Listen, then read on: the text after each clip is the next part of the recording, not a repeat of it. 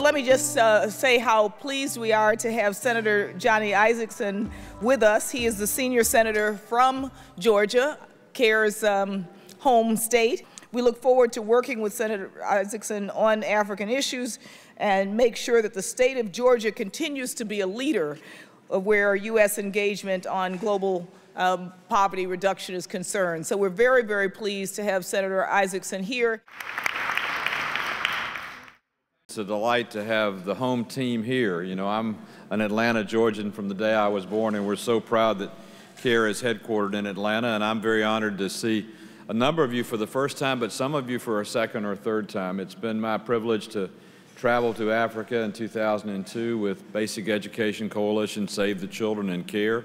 And we spent a week in Egypt, and half a week in Egypt, a half a week in Ethiopia, working on basic education, in particular for women in Ethiopia, and in particular for Muslim women in Ethiopia. And I learned a lot about that country, and in turn took a great interest in the continent, and was privileged to be asked to be the ranking member of the Africa subcommittee. So I have traveled since a number of times to Africa, to Djibouti, to Equatorial Guinea, to Tunisia, to Albania, and other countries in the northern part. And on Memorial Day week, we'll be going to the Sudan, and specifically to Darfur, to meet with the Khartoum government and try and work to see to it that our NGOs are protected, and the African Union military has the backing it needs to be able to enforce the protection of those NGOs working in that country, and also to put the type of pressure the Khartoum government needs to do right and to do better for mankind, in particular the citizens of their country. The genocide and the travesty of the abuse that's taken place with women and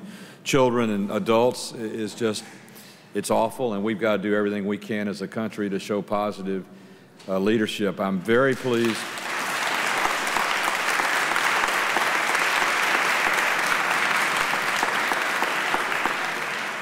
I'm very pleased that President Obama responded very quickly to a letter that Senator Feingold and I wrote in February asking for the appointment of a significant envoy, which he did, General Gratian, a two-star general from the Air Force, whose specific last authority at the Department of Defense was logistics and strategy, which is certainly one of the things that's needed in the country of the Sudan to protect our NGOs and to give the type of planning necessary to the African Union troops to help maintain a better standard of peace and protection in that country. So I was very pleased that President Obama made that appointment. I've had the privilege of talking with General Gratian and look forward to meeting with him and our embassy personnel when we travel to the Sudan in a week or so. We're also going to go to Rwanda, Ghana, Kenya, and Tanzania on the trip to try and visit with. We've got great programs for teaching the deaf to be able to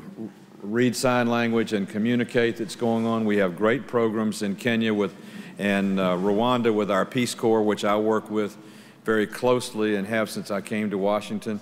Coca-Cola Company from Georgia is investing $30 million in water projects in some of those countries, and Andy Young's great company, Good Works, does such a great job on the continent. We're going to do some things with Good Works while we're there, and also interface with CARE while we're there. So we're looking forward to having a meaningful week. Senator Corker from Tennessee is going to travel with me, and fortunately for me, on my break, my wife's going to travel with me. She's been a great traveler to Africa and has worked very closely in trying to support the things we're after.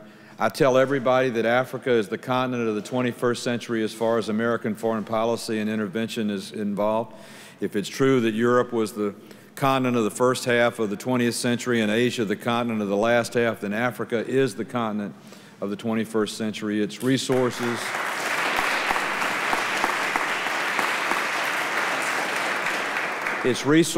and its people and its potential are tremendous. Its problems are many.